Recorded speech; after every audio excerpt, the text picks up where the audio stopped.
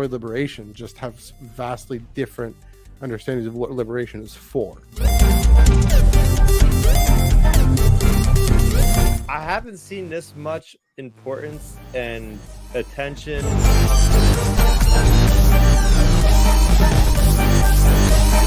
The story itself is a really wonderful, really great setup. Tractor beam has been engaged. Hello, everyone. Welcome to... I'm going to turn my other speaker off. Welcome to the Tractor Beam Comics Reviews, your one-stop shop for in-depth commentary and discussion on this week's Star Wars comic. There's a Star Wars comic this week. When it actually came out, today is Wednesday, March 25th, 2026. I believe it's the 12th week of comics. It's been a few weeks there. How's it going, Chris? I'm Matthew. That's Chris. How's it going, Chris? Yeah, it's going very well. Getting into the usual Star Wars hype now. Finally, things are getting ramping up, as we'll talk here. We got a movie coming out. We got a series coming out. Lots happening here. Yeah, and as mentioned, we actually had a Star Wars comic come out this week. So there's something there. But first, we'll quickly get the plugs out of the way. You can follow us on Blue Sky at thetractorbeam.bisky.social, and you can follow Chris when his camera returns at Starraptor, StarRapter. That's on Twitter and youtube.com/Starraptor. Sorry. Also on if you prefer audio, if audio is more your speed, there you are. There you're back. If audio is more your speed, then we are up on Spotify and Apple Podcasts and wherever you get your audio podcatchers. Check out Tractor Beam Star Wars Comics Reviews. I will throw this episode up there once we are done recording. I forgot to mention also for social media, for Twitter, Instagram, etc. Check out at the SWU, the flagship, including photo I got of Cecil Castellucci and Sam Maggs at Toronto Comic Con. That's on the Tractor Beam Blue Sky, because I met them. I talked all about that on Monday on Iron Cannon. But check out that conversation that Joel and I had about Toronto Comic Con, and then a neat little photo. Apparently, Cecil commenting, "Oh, she looks exactly like Sam Maggs, like they could be cousins or something." It's pretty funny. There we go. Last but not least, I know I'm flying through this for a reason. We are proudly part of the Star Wars Underworld podcast network. Here on the Underworld YouTube channel, we have super chats, we have YouTube memberships. We are grateful for any support you're willing to provide to the channel and the network. If you chat with us normally down in the boxes, we will get to it as soon as we can. If you super chat us, you're willing to again support the channel or the network, and the network, we will get to that comment immediately. We will interrupt whatever it is we're talking about to get to that comment. Last but not least, the Discord server down in the description below. You can get a minty fresh link to the Discord server where we're talking about Star Wars. We're talking about video games. I know, Chris, you were chatting about different more upheaval in the video game industry, as it seems to be happening all the time. So yeah, check out the Discord server for that. We can talk about that maybe later. I don't know, whatever. With no further ado, this is just hot off the press. Breaking news. We got some breaking news. IGN just shared an exclusive clip of Maul Shadow Lore, the animated series. It's coming out on April 6th, and with, of course, the Star Wars, the comic book tie-in Shadow of Maul. Issue number 2 is coming out April 8th. And so I figure we're going to show this clip. It's about a minute long, and then chat a bit about it. See if I can get this up. There we go. There we go. Let's do it. And there's an ad. We're gonna have to see this ad. But you know what? I'm gonna stop sharing while the ad goes. There we go. Tell us about Toronto Comic Con. I actually was really wanting to hear more about it, if you wouldn't mind. Well, sure. I mean, there's nothing much to say about Toronto Comic Con. This one, it was the same time as MegaCon, which is the same company. So yeah, it was cool that Cecil Castellucci was there. Sam Maggs is an incredible human being, incredibly friendly. You go and meet her, and she just nerding out about battle scars and different things. But they did not get any real current celebs in this year, which, I'm grateful for the press pass. I'm grateful if I got to do my Star Trek panel, but I gotta call a spade and say they really cut some financial corners on who they got, because everyone went to MegaCon in Orlando, and they just didn't bring anybody up here, which financially I guess makes sense. Toronto Comic Con only gets, I don't know how many people. It was packed, but it was at a smaller venue. So how many days is it? Is it just like 2 or 3 days? It's 3 days. 3 days, nice. Yeah, 3 full days, but yeah. Cool. Previous ones they've gotten the Ashley Eckstein, James Arnold Taylor, and it was not Sam Witwer. Oh my goodness, why am I'm my brain doesn't want to work sometimes. Matt Lanter. They had at Toronto Comic Con one year, which was great. Fan Expo Canada in August, they usually get more. It's usually the bigger deal, but yeah, they had just the same company putting on their major con and then the minor cousin of their flagship con at the same time. So yeah, it was okay. It was okay. It was still fun to hang out with people, obviously, but here's hoping Fan Expo Canada is more worth their while, because it was still packed, it's still crowded. We still all went. People still paid money to go. Just they got a lesser product out of it. Let's see. Don't put it up the same weekend as WonderCon. It's fine. You don't need to do that. Or not WonderCon, MegaCon.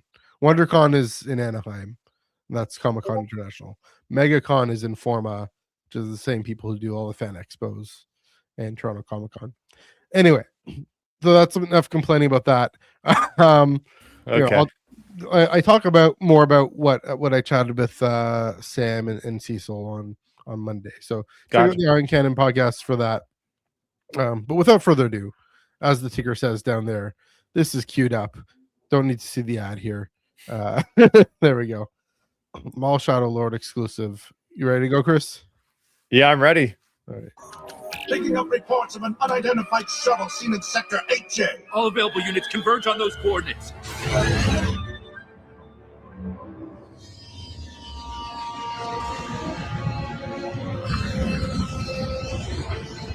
Let's go! Get the credits on the ship!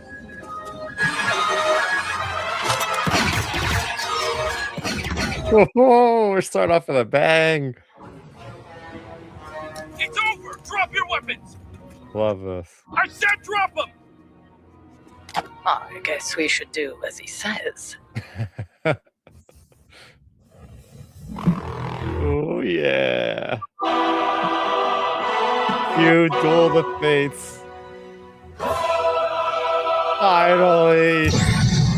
Yeah. The double blade.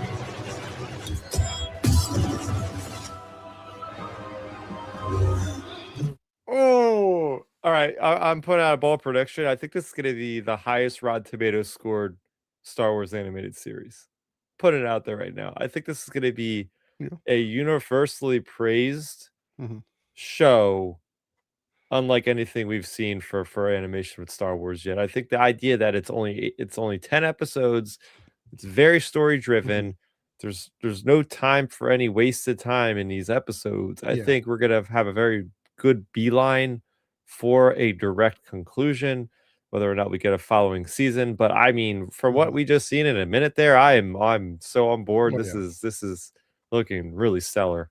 I mean, writ large, for one whole run, yeah, I can see that being so tightly written, so tightly edited that it just wins over everybody. I mean, it didn't have to win over people, but it really grabs everybody. And yeah, I mean, Rotten Tomatoes, for whatever it's worth, there's nothing to review bomb as far as we know.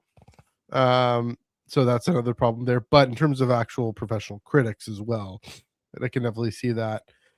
Some interesting few tidbits there. I mean, that was Two Boots, right? We actually hear what he sounds like, hear what Brander sounds like. So those some implications for the Shadow of Maul comic book. What kind of thing we're supposed to have in our heads as we're reading that comic book, and also that pretty much confirms that is Maul finally arriving on Janix there.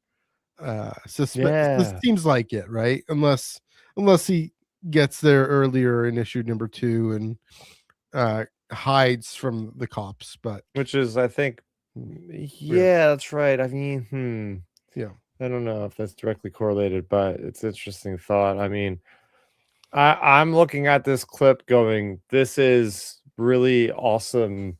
yeah, Like heist Star Wars kind of action. Oh my goodness, the music as it kicks in, not just the Duel of Fates, but just the music before that. I was like, man, I believe the Kiner family's involved with this one again. I'd imagine, yeah, And it's just it sounds great. It looks awesome. It reminds me of that level 1313 mhm. course. We know it's on what's the planet? Something with the J, Janix. Janix. The idea that you have the Mandalorian Fang fighter or Mhm. whatever it's called, the Yeah. recast, Mhm. and they're just loading credits up. You see another Zabrak there. It's like they're unscrupulous work, and then the police officers are coming in, and Mhm. it's just a really well written, well choreographed scene in just a minute. Like everything seems so tight. And Yeah. it was just the idea that we get the big bang with Maul just coming in and just Mhm. double blade just deflecting, killing these guys. It's just you would Yeah. imagine that the next poor soul is about to get his face slashed with a saber. I mean, is that Lawson? We don't think that's Lawson, right? I don't think it is. But it would be interesting if either Lawson that's Lawson, he survives that confrontation, or he has all this build up and then he eats it in the first few minutes of the show. Because I mean, another thing is Maul thrives in a vacuum, and Lawson. Well, no, I guess it can't be. We see him in the trailer more, but you never know. You never know what what the timeline of these are. All you know, yeah, Maul thrives in a vacuum, and sorry, Lawson represents resisting the vacuum, as we already discovered in the comic book. So yeah, really, really exciting. I agree. Really amazing animation. This Clone Wars style has so matured. I mean, even by Yeah. season 5, if Clone Wars it had matured, but we've had season 6 and we've had season 7, and then we've had Bad Batch, 3 seasons of Bad Batch now. So yeah, it's going to be really, really gripping. And again, I mean, it's a comics podcast, so I'm keep on coming to that. Yeah. Really how it's Yeah. mutually informing of Even a reading of the story, right? I even caught a glimpse of the sergeant or whoever is his like superior, the Oh yeah, female officer, is actually in show, which I was like, whoa, they are leaving no stone unturned with this series. They are literally the comics are literally like pulling everything from the show and putting it in there. So it's gonna be a big deal for people to go ahead and watch that or read that rather yeah, before you watch this. yeah. Synergy. That's all we That's ask for. right. Synergy. Yep. All right, we do have.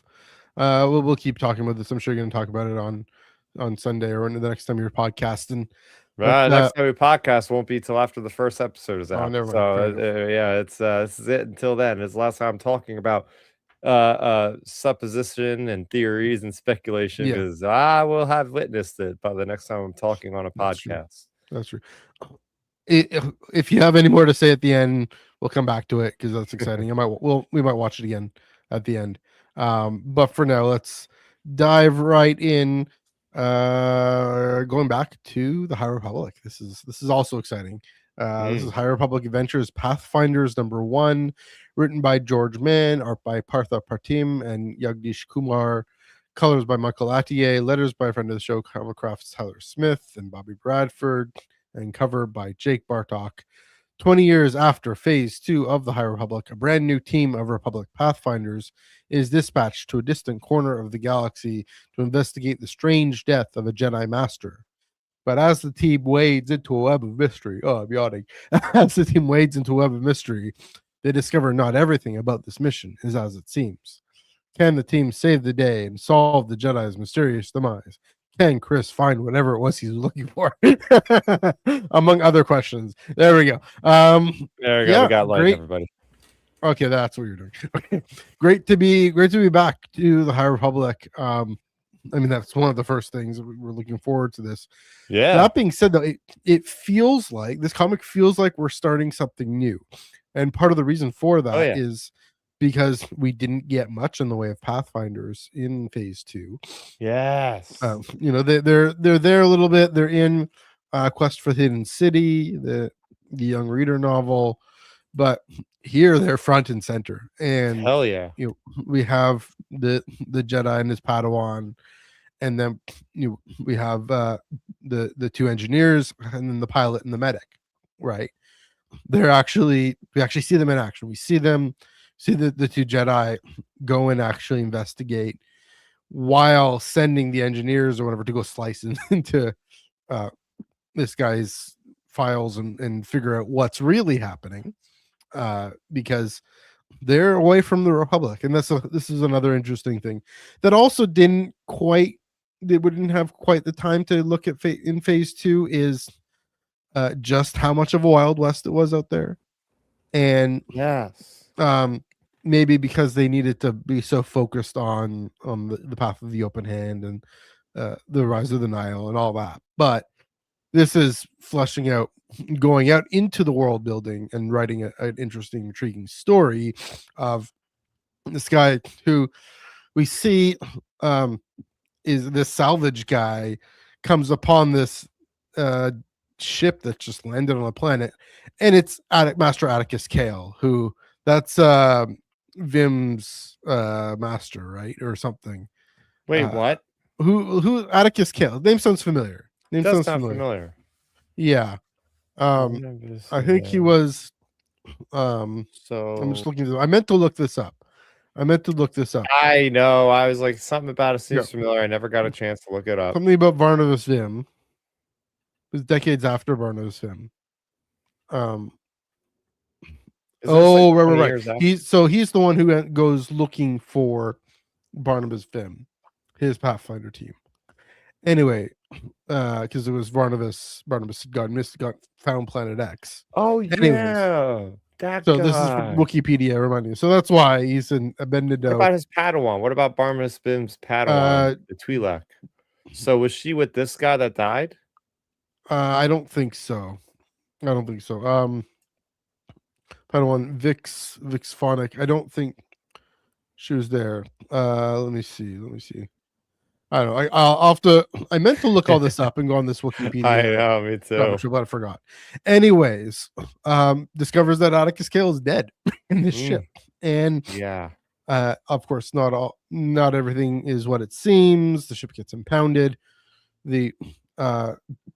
It turns out that this is kind of, I don't know, not kind of crime lord, but business lord, crime lord. I don't know. He seems kind of shady. He's trying to kind of, maybe he hired the murder of Vim. We don't quite know. And so the Jedi go and investigate and find out, that this is trying to pull a fast one on the Jedi. And what's fascinating again is, so far from the Republic, you have these groups trying to pull fast ones on the Jedi. You know, there aren't the Nile around anywhere. They're not. They're a couple 130 years after this, really.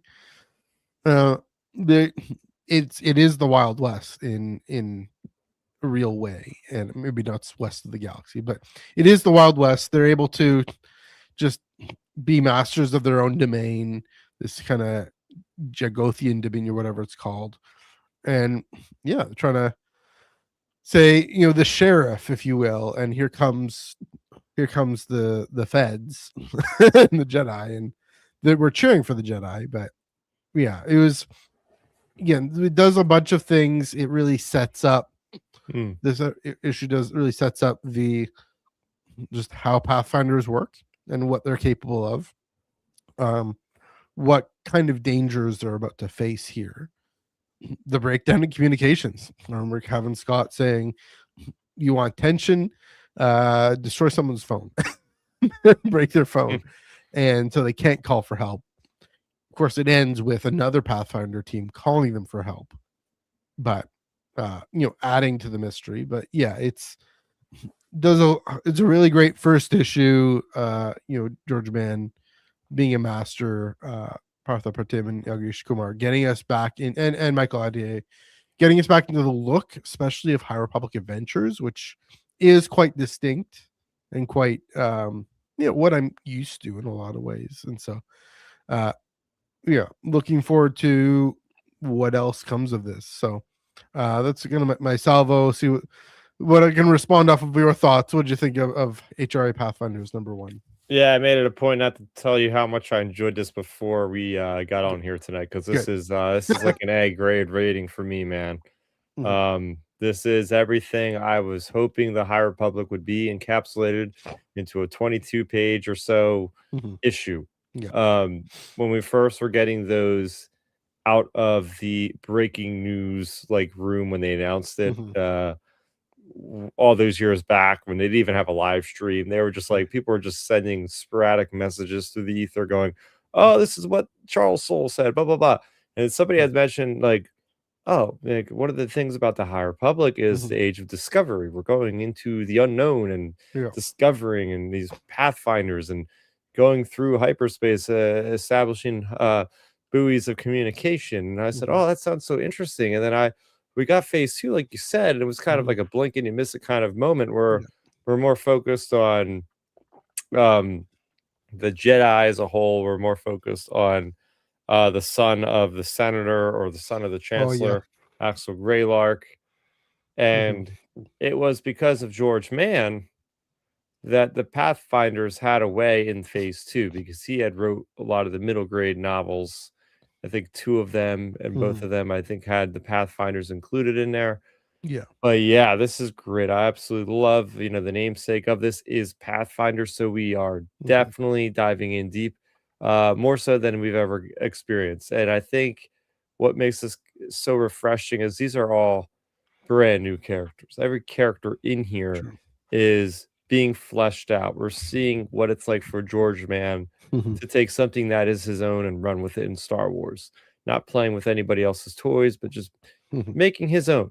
And I think you go around from having a Miri Allen bald Jedi to having a human female to having a Duros, Duros medic, a pilot. Then we have, I think, a Zabrak communications officer, and then a human communications officer. I'm like, this is a great diversity. We have great diversity of a cast that has both humans and aliens. They both have their own kind of personality. They all have good personalities. I feel like none of these characters seem boring, and it just shows you what these people are doing out here. Who is responsible for the establishment of the Republic? What happens when you come into this Jagoth system or wherever, and the people don't really like the new they don't like the Republic. You're dealing with this general guy that just wants a one-up on the Jedi for some reason. I'm not sure if he actually did plan the assassination. I don't think he did. I think he's an opportunist, and maybe he just felt like, oh, yeah, we got the Jedi. Like, haha, you can't do anything. This is a one-up on the Jedi. We can bully you. We're gonna push your buttons, see how far you're gonna push us.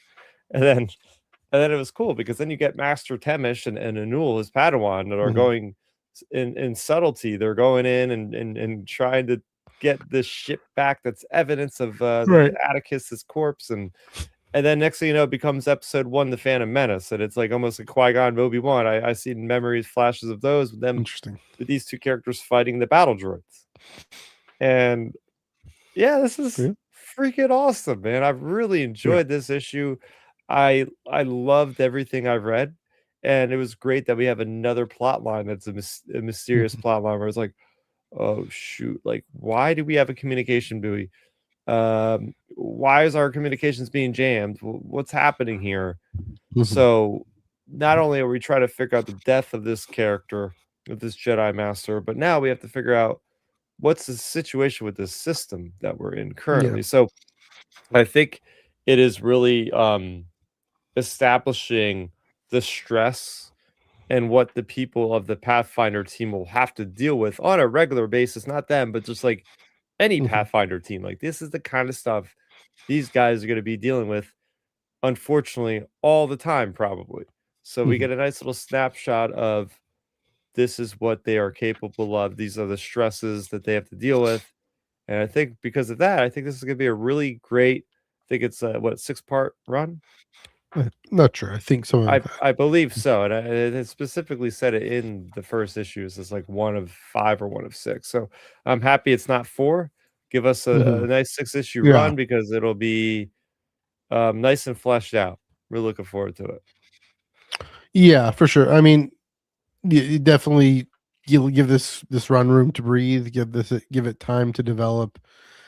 So again, another thing that a lot of these comics, and we've talked about Marvel ad nauseum, but I mean, 6 issues is a luxury for Marvel these days. So for Dark Horse to go for it when they usually just do the 4, I agree. And let George Mann. I mean, George Mann was probably ended up being my favorite author of the High Republic. I mean, he wrote the whole Wreath Silas thing, right? He wrote um,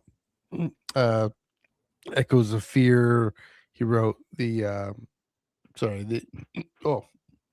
like the YA novel about with Wreath, and then the novel about the comic with the Echo Stones. And yeah, it was just the way he can connect things and the way he can explore unknown questions. Then that George Mann is really what am I trying to really adept at.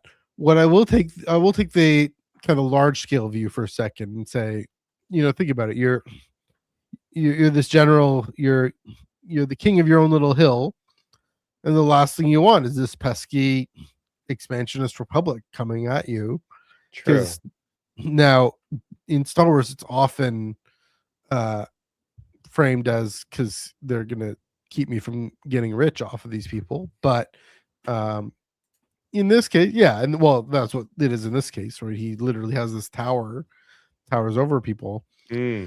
That's the kind of thing, though, that all these Pathfinder teams are going to experience. Is they represent the colonization, they represent the expansion of the Republic, and this general, he represents folks who've profited off the status quo. And the Republic, well, the Pathfinder teams, they just have a job to do, right? They're off exploring. Let the politicians and the corporations in Coruscant deal with the bigger picture, but the Pathfinder teams are also the low hanging fruit, and they're the Jedi, right? They're basically an arm of the Jedi as well, and the Jedi are obviously these formidable agents of Republic expansion, potentially, even though they're not trying to be, and seeing what the limits of their capabilities are. And like he said, he wants to get one off, like Atticus Kale, he's part of a Pathfinder team, but for this general, it isn't about the Pathfinder teams, it's about the Jedi. And like you said, I maybe in the moment he's like, oh, surprise, I'm gonna impound the ship, and it's gonna be like, oh yeah, I'll be able to say, look how great I am, I got one on the Jedi. But I mean, it's going to explore that theme, though, right? It's going to explore how much do the Jedi represent the Republic? How much do the Jedi represent themselves? Do Pathfinder teams kind of confuse that? This is already starting to get there in this first issue, and so yeah, it's really, really curious. Just again, the way the story is exploring the world building, which again, something George Mann is really great at, using characters to explore world building, and like we saw with Wreath Silas, right? And his whole, and that's the thing with Echoes of Fear, is goes back to Barnabas Vim, we see Atticus Kale. So this is my last thought is, I do wonder if things are going to tie up. Yeah, that's what I'm wondering. A little bit, the question. A little bit, in the sense of, okay, Nameless, first perhaps? of all, well, first of all, to say, okay, this EX droid and this distress signal, is that somehow connected to Atticus Kale and the Jago system thing? Also, Atticus Kale, I mean, did he die looking for Barnabas Vim or something to do with the Shriekerai or Planet X or something? It's, George is the one who developed all these things, and so that is a thing in Star Wars where if you're an author or writer, you get more free reign, more permission to build off of what you've already developed yourself. And there seems to be an incentive. They want to do that. They've been thinking about it. They've been fleshing it out. And George Mann has clearly been thinking about, this whole Echo Stones Shriekerai story. I mean, again, he's the one who, in that novel, Tears of the Nameless, he's the one who really, I mean, I'm sure Charles did a lot there too, but what's it called? What was that planet? That the previous planet that tried to steal the Nameless. So yeah, connecting that Wreath gets the vision of. They were trying to steal the Nameless. Yeah. So anyway, that's what I'm wondering. It'd be fine if it doesn't, but you don't drop in Atticus Kale like that.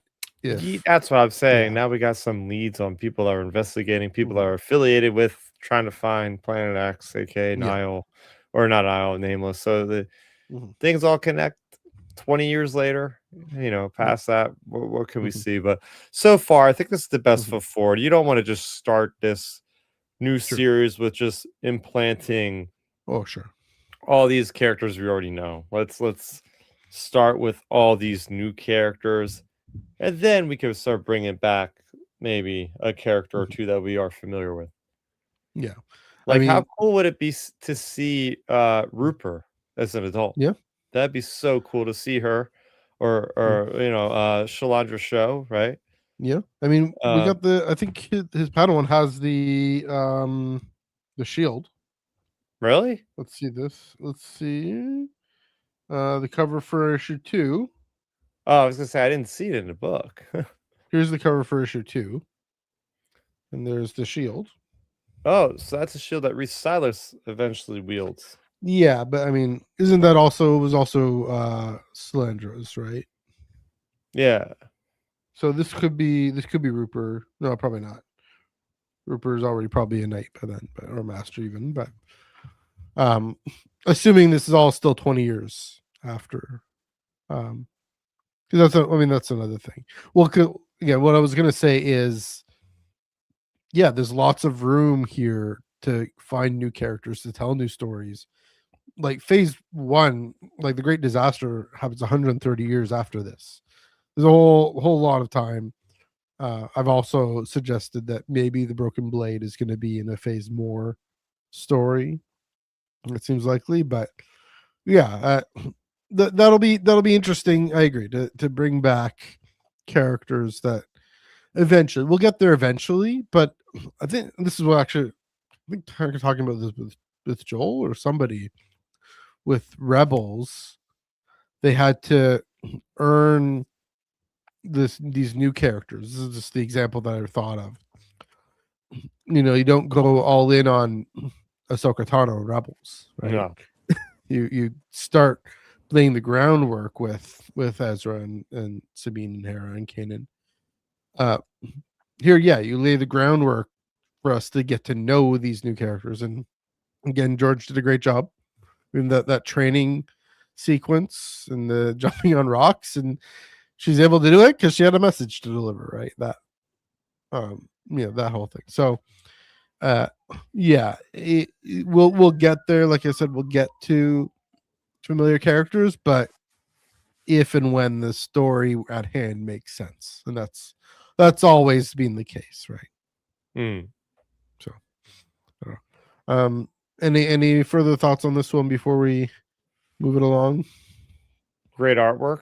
I mean, we got to give props and praise to the art team there, because it really just matches that aesthetic pretty well of all the other Dark Horse High Republic comics. So like this, I like the consistency there. It really helped it feel High Republic Adventures, even if Hmm. it's a new thing. But yeah, there you go. All right, we do have one more story to bring up. This one came out a while ago, but get into it now because get into it now. This is the second last short story in Insider, which is also kind of sad. It's a death in Elder Block 260640 from Insider number 236 written by Phil Zostak. Yeah. Chris, you read this a while ago, but I'll turn to you anyway. It's your turn. What did you think of this one, and what stood out to you? Well, first of all, it's cool that the art director at Lucasfilm actually gets a crack at writing Star Wars prose. Yeah. I will put that For at sure. the front of what I think about this because I think that's awesome and that's to be excited about because Phil Shoshak has been doing a lot of the like art of books and he's involved with every comic book, I think, to some degree, or at least might get a pass through. I think he's on the credits of everyone in the comics for Marvel, at least. I will say I was not gonna lie, I was pretty bored by this story. I at the beginning, but that the reveal comes and I was like, okay, I see what we're doing here. But up until then, I'm like, okay, we're just kind of dealing with old people that are dealing with going here, going there. They're living all together, and there's something going on. But then it started interesting me when like the ISB are getting involved. Like, who is this man in white? We all know who the people in white are nowadays. There's a lot of ISB and all across Star Wars medium. Like, ooh, is this Orson Krennic? That's the first thought that was in my head. I'm like, why is Orson Krennic here? What is happening? Obviously, it's not him, but then this reminded me. Did you watch Visions Volume 3 yet? I don't think I finished it. All right. Well, but you care if I spoil? It's fine. Yeah.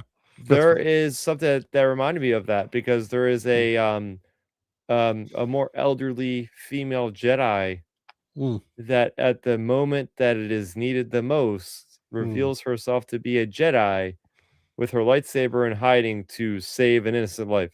Interesting. So I'm going, wow, I feel like I just got this story in a way. Yeah.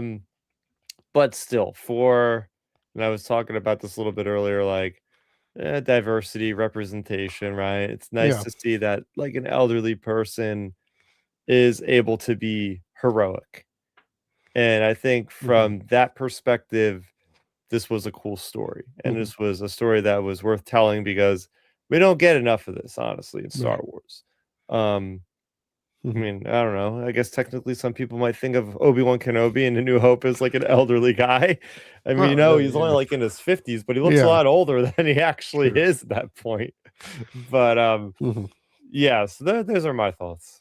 Yeah, I mean, I've done a little bit of work in seniors' homes, and they can kind of be like that. I mean, the issues that the struggles that seniors face is their best days are behind them, sort of, or they're told that their best days are behind them. They're told what's their usefulness now, and then compound that with be a Jedi. She's on the run, or she's in hiding in the seniors' home effectively, and her order is being destroyed from Order 66, and then we don't know how long after this is, but probably a good chunk of time after Order 66 here. And her good friend from across the hall, running out of money, was about to running out of money. His grandkids are going to the academy, and tuition for the academy is skyrocketing because the Empire is greedy and grubby. And his kids don't really come and visit him. They live on off world. So it was, from the kind of things I've seen, it was pretty relatable in that way. The kind of stresses and worries and disappointments that elderly people face. Compound that with, he's a Clone Wars veteran, right? He did his time, and now he's struggling. And it was a bit slow, sure, at first, but I mean, it captured the pace of these kinds of homes, right? Captured the role of nurses and orderlies who just have to be in there and take care of situations. Now, I haven't encountered a long-term care nurse who, murdered one of the people to protect another one, but yeah, they really do get attached. It's true, and yet they have a job to do, and so I appreciated that look, like you said, the diverse look into these homes that, I mean, during COVID got obliterated. Like we kind of forget these people are there, and unless you're related to them, and it's this beautiful metaphor. Then just thinking about this of the Jedi themselves in the society that they've been forgotten about. They're traitors. They're a waste. They're to be discarded. And here, yeah, like you said, this Jedi in hiding is able to be a bit more useful again, and just how instinctively she grabs her lightsaber, goes for a lightsaber, right, and try to pieces everything together, or tries to, and sneaks in. And the Tuca cat kind of makes a mess of things, but yeah, it was a very endearing story. I'll put it that way, and yeah, I mean, almost want to hear more of this character. Kind of like in Legacy of Vader, we got another elderly Jedi who we get her backstory. Yeah, I don't know. I mean, we don't need it. We don't need any more from this. Like, the story we got was pretty well written, pretty well put together. And I mean, this is an interesting thing. Yeah, the art director Phil Zostak. There's no kind of key art. It's just Coruscant. The actual cover that I got for the subscriber cover, I mean, that goes hard because there's a really neat Sam Witwer interview in here as well. But yeah, good story. Too bad it's the second last one. Last one is coming up soon, and it's gonna be the end of an era. But yeah, they got to find other ways. This is just another aside, but they got to find other ways to tell Star fiction of this length, because it's a really effective way of telling just little snippets, little viewpoints. I mean, the way High Republic used these shorts again here, like a story of this length, of this not very important in the grand scheme of things, except symbolically, and that's what you can do, showing what you can do. So yeah, here for it. Looking forward to the next one, but sad that that's gonna be the last one. Yeah, that's the any thing. further Like, I thoughts? think Titan. Well, Mhm. I don't know if Titan would Yeah. publish them, but I mean, Mhm. I don't know who would publish them, but they could do just release like 10 of them at a time. That'd be really cool, actually. I mean, Yeah. they do it. They do short stories. Wait, they do short stories with Penguin Random House or Penguin Random House Yeah. World with from a certain point of view. It's just a compilation Sure. of a bunch of short stories. So And Clone maybe they Wars could and do that and have like more of a theme.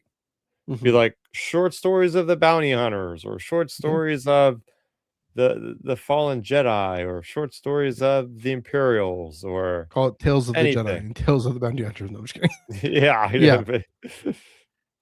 Yeah, Tales of the Underworld. Yeah, that's possible too. I mean, there's precedent in that. I mean, there's those Clone Wars stories that Sam Maggs actually wrote one of those.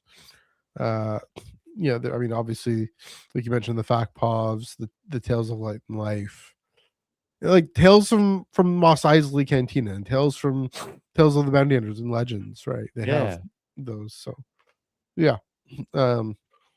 definitely possible. I mean, it was this special thing of just this one story coming out that was able to tell this little snippet. I mean, there's digital, there's that too. So, who knows? All right, I think that's about it for that. Do we want to watch this? Should we watch the trailer? Let's just snip it let's again. watch it again. Yeah, let's watch do it this. again. And see what do we got. Where's this here? I'll There you tell go. you what, man. It was good having a smile on my face watching that trailer. I felt like a kid again watching that trailer because that's what Star Wars is all about. Is it If you're not trailer having or more of fun, a huh? or more of like a preview? Well, it's a Yeah. clip. It's a clip. Yeah. But I mean, it's like Mm, if you're not having fun with Star Wars, you're not smiling, you're not laughing. Yeah. That's what it's all True. about, right? Yeah. Come on. So I'm trying to get this up here. Oh, okay. Well, I'll just No, vamp I'll until you I'll can try to get keep it up vamping, there. keep talking. There we go. There we go. All right. Oh, here we go. There we go.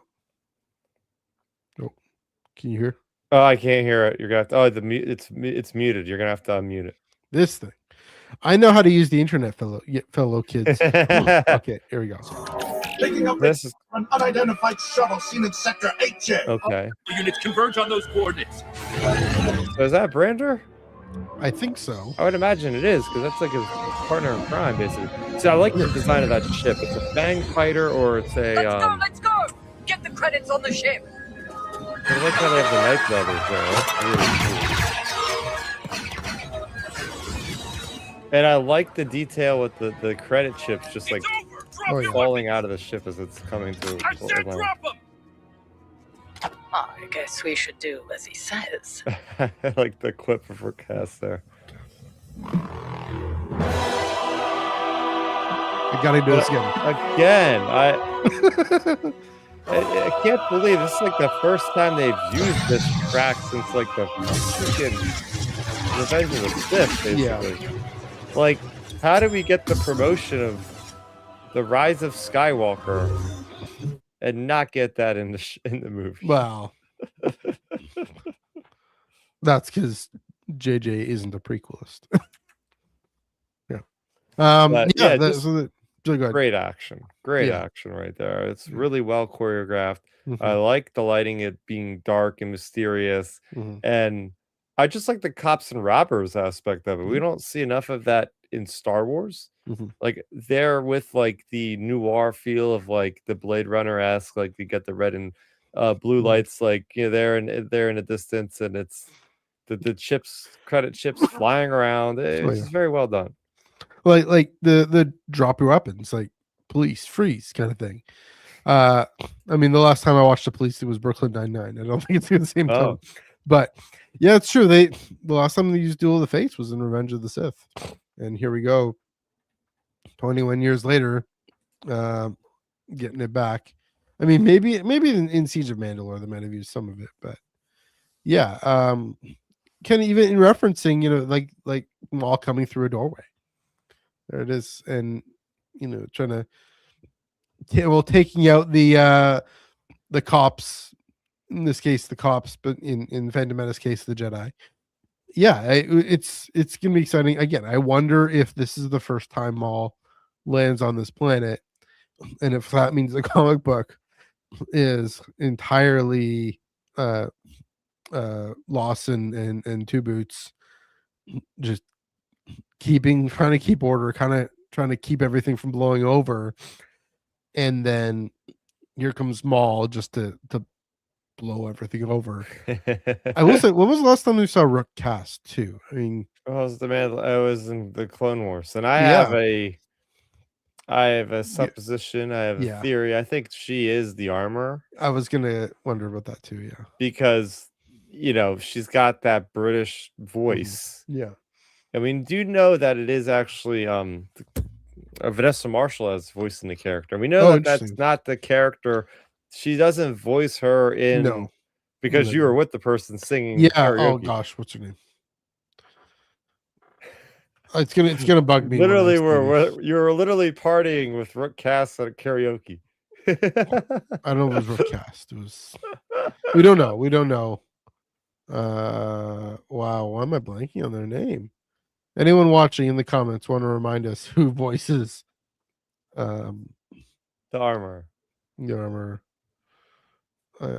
Wikipedia. But not helping no, me.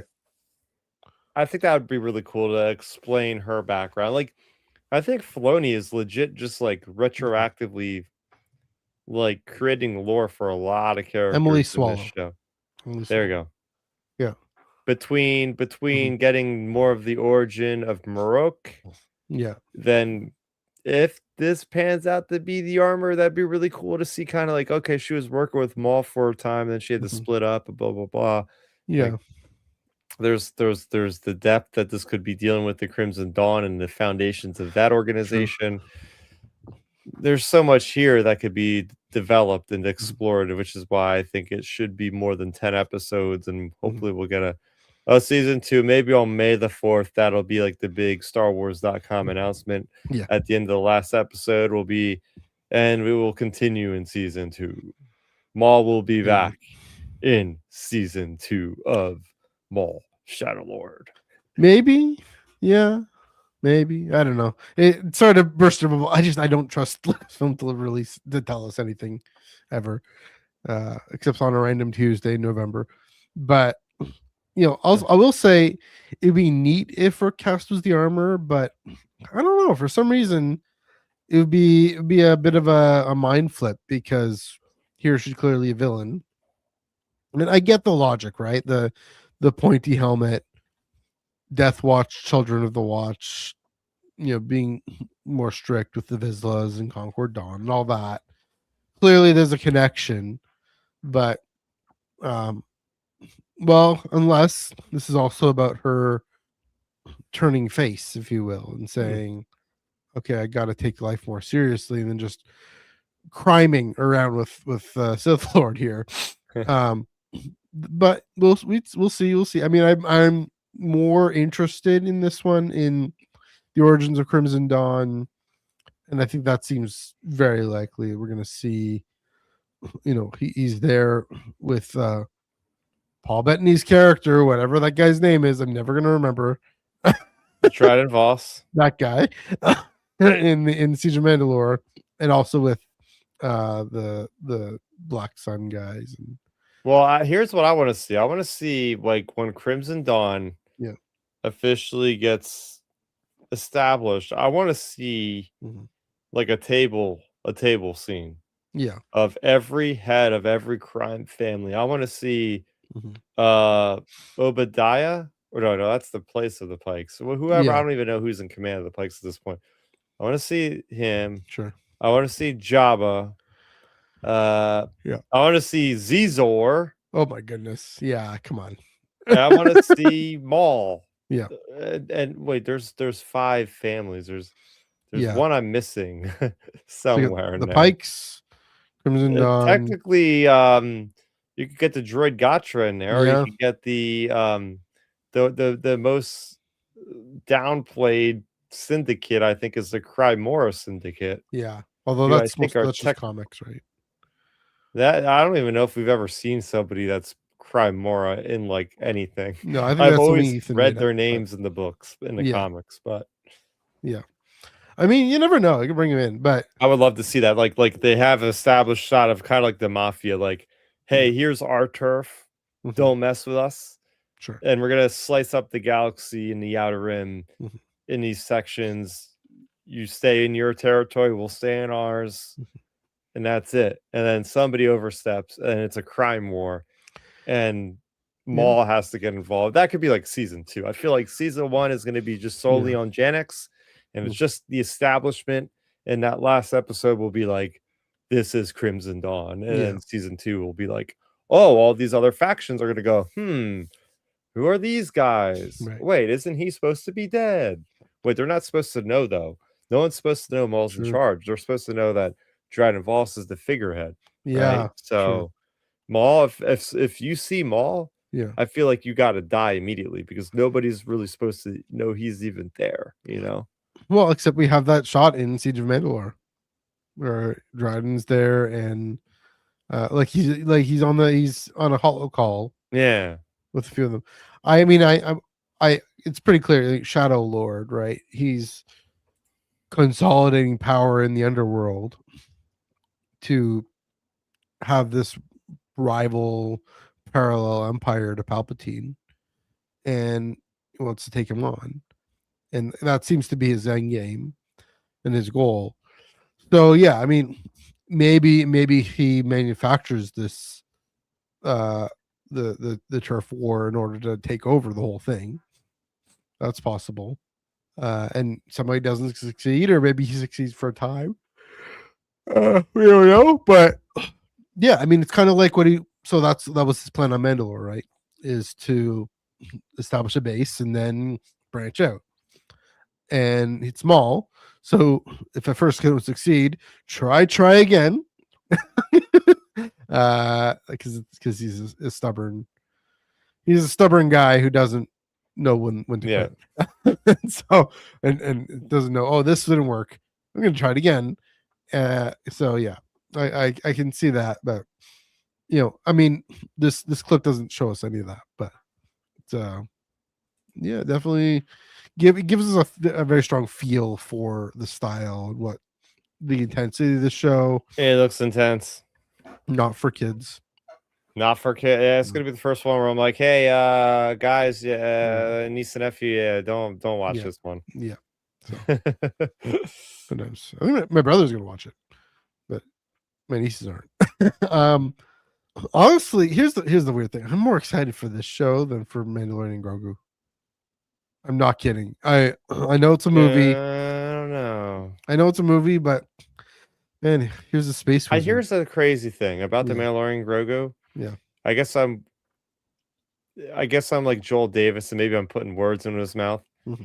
I'm more excited, and maybe he said this, maybe he has. I'm more excited for the fallout of what happens with the Mandalorian and Grogu than the actual experience of watching the film, because I feel like, without getting into a complete other episode here on the show, is there could be very, very interesting ramifications for Lucasfilm based on the performance of how that movie does. That's true. Whether it's like it tanks, then it's like, okay, or maybe that's it for Mando.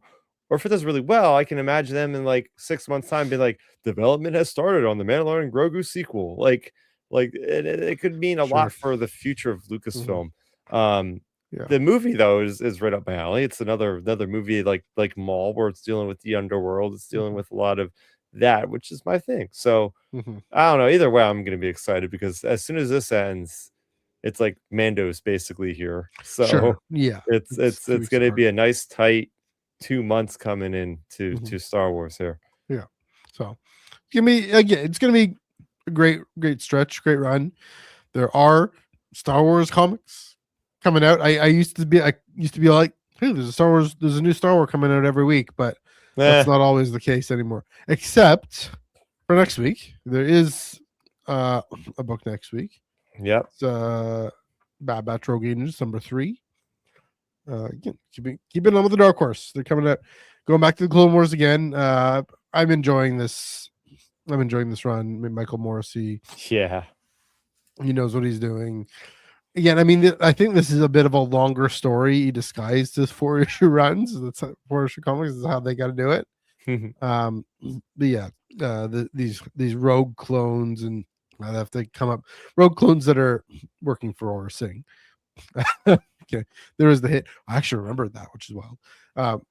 There's that hit, and I'm curious if we actually get into those clones' heads. Like, what happened? How did they get rogue? Yeah, this is maybe the issue to go for it, but also because it's when they got to deal with it. It's kind of gearing up to the final confrontation in issue number 4, and hopefully there's more of that next, and then.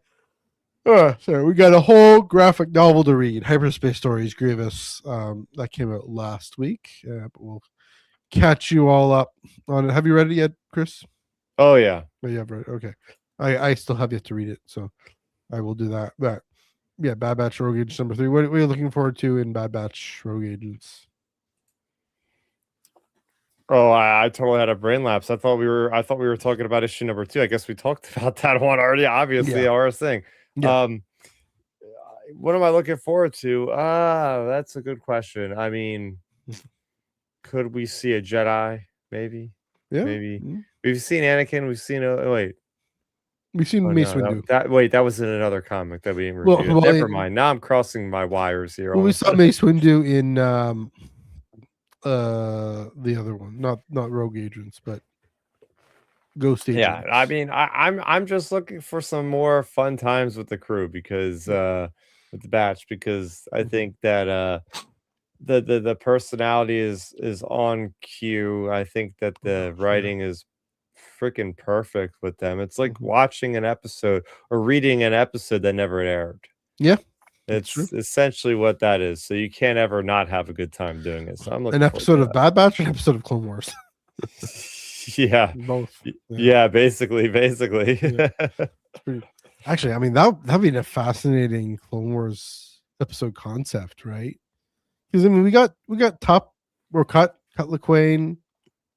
You got some others, Gregor, but yeah, the clones fighting for the Separatists because something happened to get them off the beaten path there. So yeah, I would be curious. There'd be so they'd introduce that in order to maybe flesh out another story angle somewhere down the road. I mean, that would be cool if that was the third arc. Was these rogue agents would kind of how to deal with them? Be interesting.